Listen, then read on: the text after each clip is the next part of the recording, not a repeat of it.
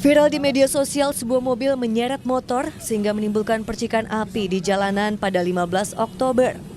Mobil tersebut awalnya menabrak dua motor saat melintas di Jalan Junjunan Cicendo, Bandung, Jawa Barat. Bukannya berhenti setelah menabrak, pengendara mobil justru tancap gas sehingga membuat salah satu motor terseret sampai 5 km masuk ke tol Paster. Pengendara mobil, Rio Cardo, sudah diperiksa polisi dan dipastikan tengah dalam keadaan mabuk saat peristiwa terjadi. Sementara pemilik motor mengalami luka ringan. Ya, sudah ditangani oleh jajaran Sat Lalu Lintas untuk para pelanggar lalu lintas termasuk yang mobil menyeret itu sudah lagi diminta keterangan. Dan sementara ini informasinya adalah pengemudinya dalam keadaan mabuk.